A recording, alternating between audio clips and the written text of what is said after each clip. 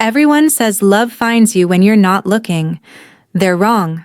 Sometimes love finds you when you're hiding under a billionaire's desk during the most important business meeting of his life, and you're 11 months old.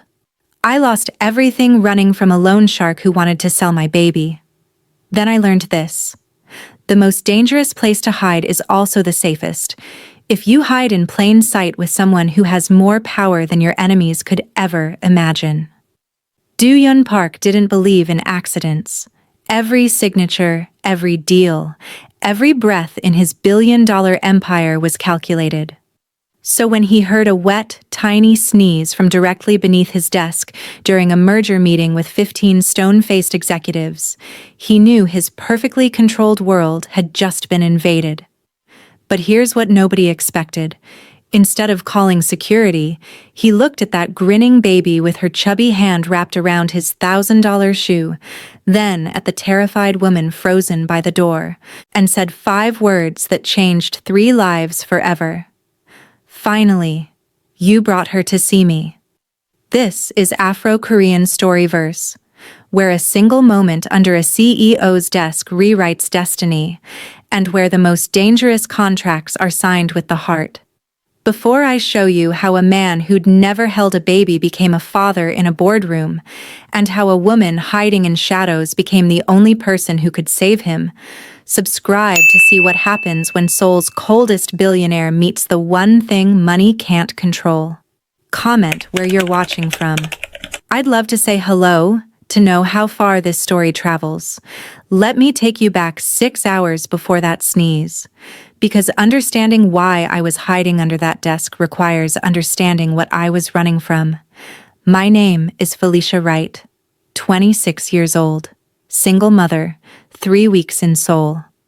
Working as a night janitor in the KD Group building because it was the only job that didn't require papers I couldn't get. That morning, my babysitter canceled. Again. I stared at Mia. 11 months of pure chaos wrapped in the world's cutest package, and did the math. Miss work, lose the job. Bring her, risk everything. I chose risk. I strapped her to my chest, praying she'd sleep through my shift. She did. Until 7:30 p.m., when I was cleaning the executive floor and heard voices approaching. Male voices, powerful voices, the kind that fire people like me without blinking. I panicked, ducked into the nearest office, didn't realize until the lights came on that I'd just hidden in the CEO's private conference room, with a baby, during what sounded like the most important meeting of the year. But here's the twist nobody saw coming. Do-Yeon Park walked into that room like he owned the world, because technically, he did. 31 years old. Billionaire, Korea's most eligible bachelor, face carved from marble, heart rumored to be made of ice. I was pressed against the wall behind a filing cabinet, one hand over Mia's mouth, praying she wouldn't make a sound. She was wiggling, getting fussy. I could feel the sneeze building in her tiny body like a time bomb. 15 executives in designer suits filled the room. Japanese merger partners, lawyers, the kind of people who negotiate in millions before lunch. And Do-Yeon commanded them all with a voice so cold it could freeze vodka. That's when Mia sneezed. Not a quiet sneeze. A wet, loud, impossible to ignore baby sneeze that echoed off the marble floors like a gunshot. Every head turned toward Do-Yeon's desk. Because the sneeze hadn't come from behind the filing cabinet. In the chaos, Mia had crawled under his desk. And now she was staring up at Korea's most powerful CEO with her huge brown eyes, one chubby hand wrapped around his shoe, drool on his $1,000 leather. The room went silent. I stopped breathing. But Do-Yeon? He looked down at my baby, and something flickered across that ice-cold face. Something almost human. Then he looked at me, frozen by the door, and I knew my life was over.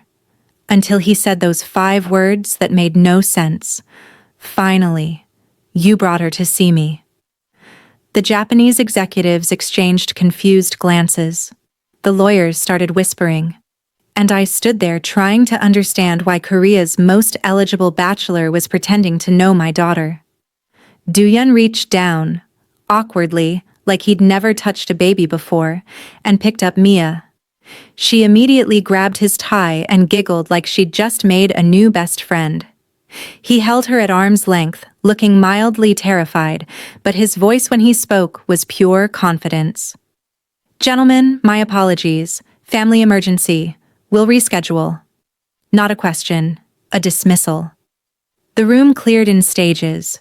Confused bows, uncomfortable glances, phones coming out to text what had just happened to whoever needed to know.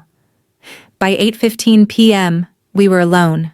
A CEO who'd just committed corporate suicide, a baby trying to eat his tie, and me wishing the floor would swallow me whole. Doyeon set Mia on his desk, one hand on her back so she wouldn't roll off. Then he looked at me with those calculating eyes, and I knew whatever came next would change everything. "Close the door." I obeyed because what else could I do? "What's your name?" "Felicia." My voice shook. "I work nights. Cleaning." "I'm so sorry. My babysitter canceled and I couldn't afford to miss." "Stop." He held up one hand. "I need you to listen very carefully to what I'm about to say. Because in approximately 6 hours, every news outlet in Seoul will run a story about me having a secret child." My stomach dropped. "Unless," he continued, his tone shifting into something businesslike, "we control the narrative first." That's when he made me an offer that shouldn't have been possible. "Move into my penthouse. Tonight. You and the baby. We tell everyone she's mine, you're her mother, and we've been keeping this private." I stared at him. "You want me to lie? I want you to survive." His eyes locked onto mine. "You're running from something. I can see it in how you stand near exits, how you flinch at loud voices. I'm being forced into a marriage by a grandmother who thinks a wife will make me human. You need protection and money. I need a reason to refuse every matchmaking attempt for the next year. This is insane. This is business." He pulled out a contract that looked pre-prepared. 6 months. Live in my home, appear as my partner when required, keep the baby visible. In exchange, 200 million won upfront, full security, and whoever you're hiding from never finds you. 200 million won. More money than I'd seen in my life. Freedom. Safety. Everything I'd been praying for. "Why would you do this?" Doyeon looked at Mia, who'd fallen asleep against his shoulder. "Because for the first time in 3 years, my board looked at me like I was a person instead of a machine. That baby just saved me from a future I didn't choose." He held out the contract. "Sign it or walk out and take your chances." I took the pen. My hand steadied as I signed next to his precise signature. "Pack nothing," he said. "Everything you need will be provided." But here's what I didn't know then, what neither of us knew. This contract was about to become the most dangerous document either of us had ever signed. Because the man I was running from? He was already in Seoul. And he was about to discover I'd just moved in with one of the richest men in Korea. Doyeon's penthouse was a museum designed by someone who'd never seen a child. Glass, steel, sharp edges everywhere. Mia took one look and immediately crawled toward the nearest death trap. "She can't hurt it," Doyeon said, though his expression said otherwise. "She's teething. She can hurt anything." That first night I watched Korea's coldest CEO try to comfort a crying baby by holding her at arm's length like a malfunctioning appliance. I showed him how to hold her close, support her head, pat her back gently. He obeyed with mechanical precision. Pat, pat, pat. Mia's crying slowed, then stopped. She grabbed his tie and giggled. "She likes you," I said softly. "She doesn't know any better." But over the next 3 days, something shifted. Doyeon's team transformed the penthouse overnight. Foam corners, cabinet locks, a nursery that looked like a palace. They transformed me too.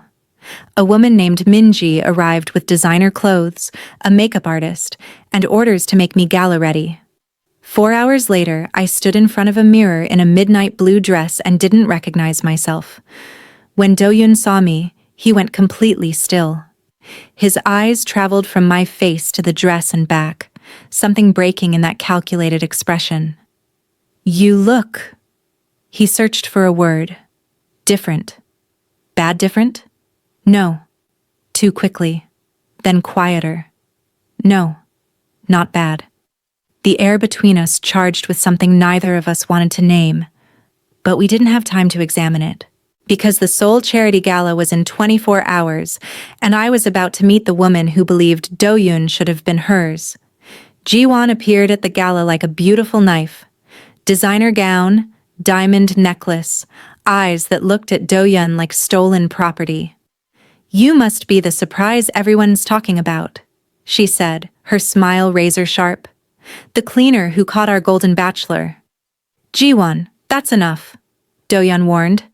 "I'm only saying what everyone's thinking. We were supposed to be married, you know. Our families had an arrangement." She studied me like an interesting specimen. "But he always comes back to his own kind eventually. People who understand his world, his obligations." The words hit like carefully aimed darts. That old shame crept up my spine. The shame of being poor, unwanted, temporary. "You don't know anything about her," Do-yoon said, his voice dropping to something dangerous. "You want the truth? Felicia is the best thing that's happened to me in 3 years.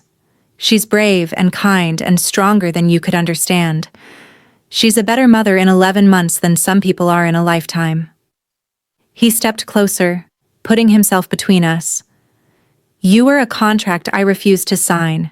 She's a choice I make every morning." The room went quiet.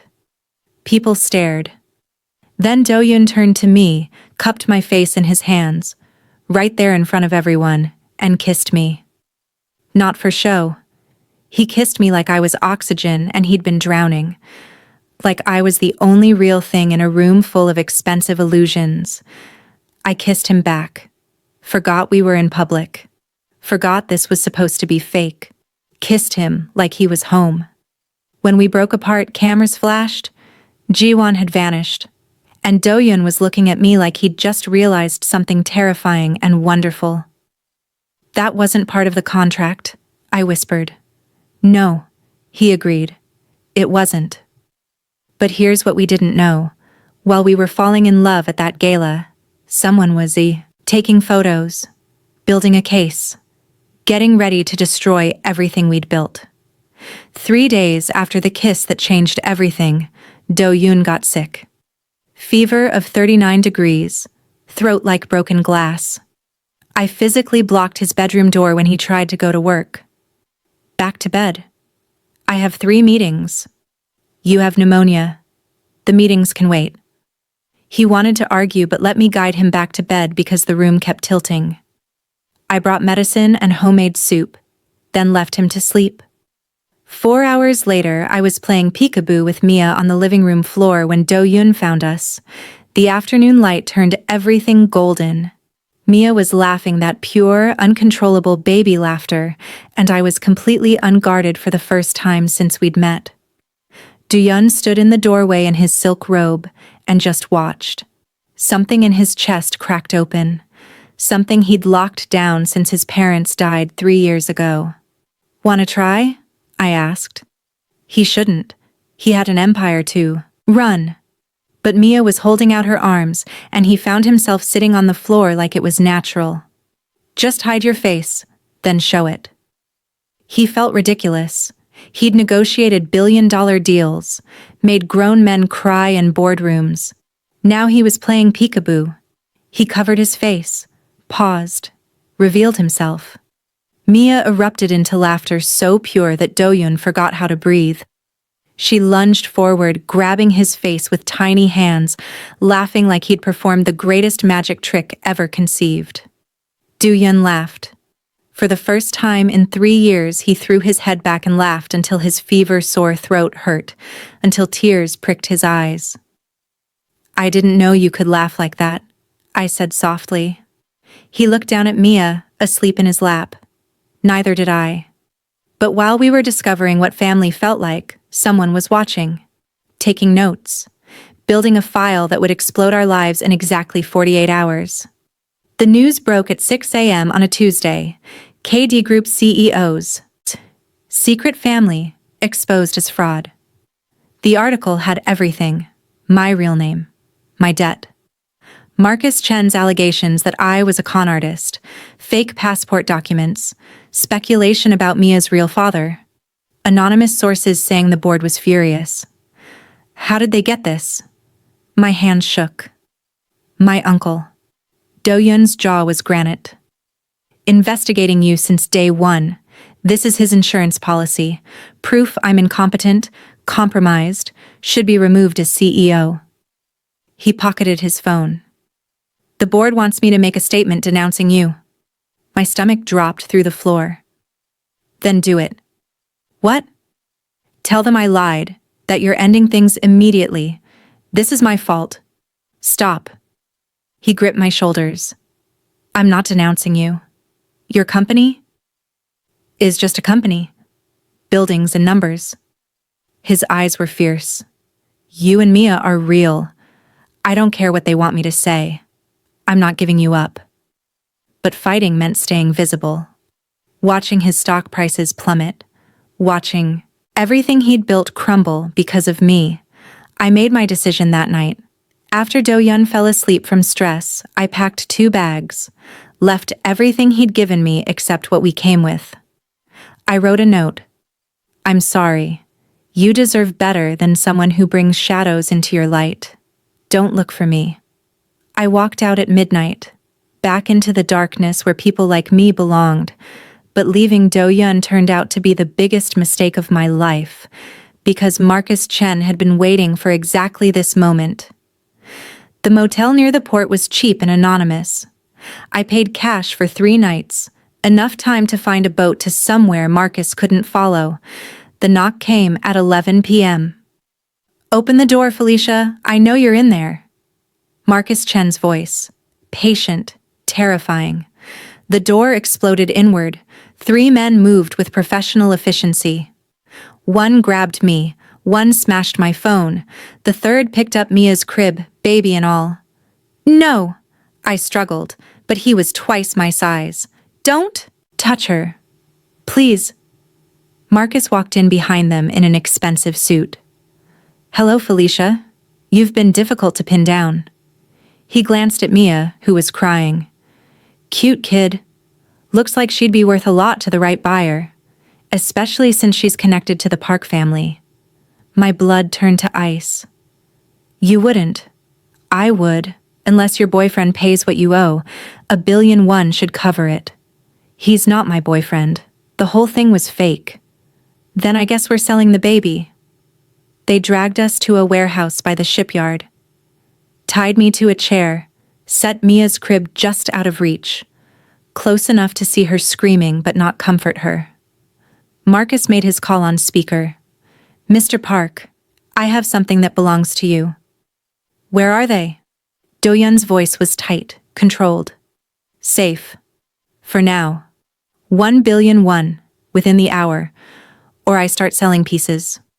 Done. No hesitation. Give me the account number. I need collateral. I'm keeping the baby until the money clears.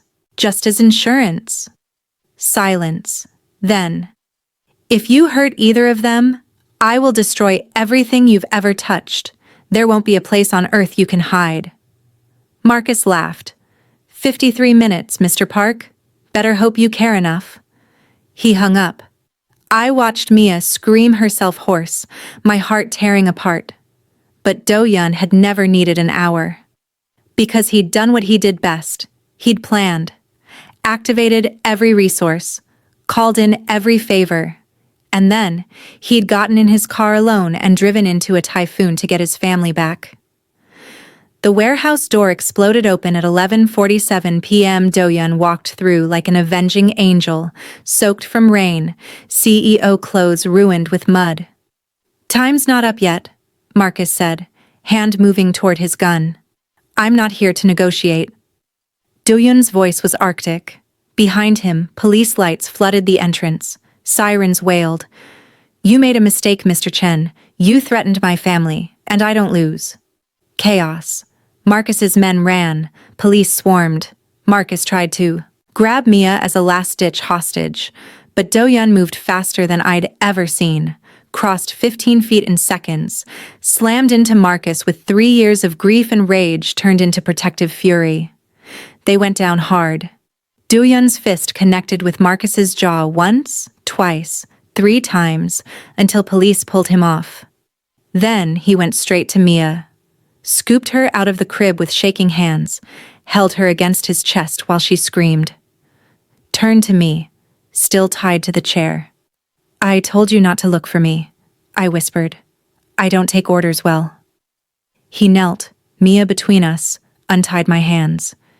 "Did he hurt you?" I shook my head, unable to speak. "Don't ever do that again. Don't ever think you're saving me by leaving." His voice cracked. "I spent 3 years not caring if I lived or died. Then you showed up under my desk and gave me a reason. Don't take that away." "Your company. I don't care about the company." He pulled back so I could see his eyes. "I resigned this afternoon. Gave my uncle what he wanted. The board can have KD Group. I'm starting over. With you. If you'll let me." I stared. "You resigned?" "I did." "You gave up your company. For me. For us." He held Mia closer. "Having everything doesn't mean much if you're alone. But having you two? That's enough. That's everything." I kissed him. Right there in that warehouse with police everywhere, and both of us soaked and traumatized and alive. Kissed him like yes, like always, like forever. But this story, it doesn't end in a warehouse. 3 days later at the airport, Do-yeon stood in jeans and a sweater, the most casual I'd ever seen him, holding Mia like he'd been doing it forever. "Last chance to change your mind," I said. "Not a chance. Fresh start, new country, new life. You could have kept the company.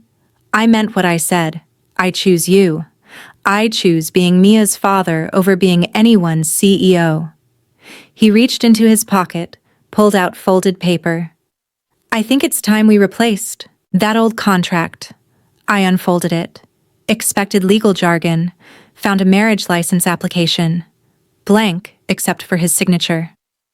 "No deadlines this time," he said softly. "No 6-month clause. Just us. Forever. If you'll sign it." I looked at the paper, at the man holding my daughter, at the future I'd stopped believing in, thought about that first night under his desk, about Mia's sneeze that changed 3 lives. I pulled out a pen, signed my name next to his. Yes. Forever. He kissed me again. Mia, sandwiched between us, grabbed both our faces like she was sealing the deal herself. We boarded the plane to Vancouver 20 minutes later. As we took off, I looked out at Seoul disappearing below and felt something I hadn't felt in years. Peace. Not because I was running away this time, because I was running toward something, toward a future with a man who'd given up everything to keep me. Mia fell asleep between us, her tiny hand wrapped around Do-yeon's finger. I rested my head on his shoulder. "Thank you for finding us that day. Thank you for sneaking into my office. Best security breach I ever had." 3 months later, we got married on a beach in Vancouver with exactly 3 guests. Do-yeon's grandmother, Mia, who ate sand, and a confused photographer who couldn't understand why a billionaire's grandson was getting married in jeans. 6 months after that, Do-yeon's uncle was arrested for embezzlement. The board begged Do-yeon to return. He declined politely and used the settlement money to start a nonprofit helping women escape abusive situations. 2 years later, Mia took her first steps at a park in Vancouver, running straight into her father's arms while I cried happy tears and took 17 blurry photos.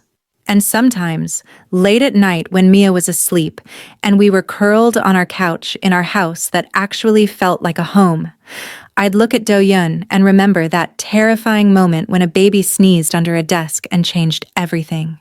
"Best accident ever," I'd whisper. And Do-yeon, who'd learned how to smile again, who'd learned that family was worth more than empires, would pull me closer and agree. Best accident ever. But here's something I never told you about that first night in Do-yeon's penthouse. Something I discovered 3 years later when Mia was old enough to ask questions about how we met. Do-yeon had a secret too. One that explained why he recognized Mia that first night. Why he said, "Finally, you brought her to see me," like he'd been waiting. That story? That's one we're saving for when Mia's older. But if you want to know what Do-yeon was really hiding and why a billionaire CEO would risk everything for a stranger and her baby, subscribe now because that truth, it changes everything you just heard.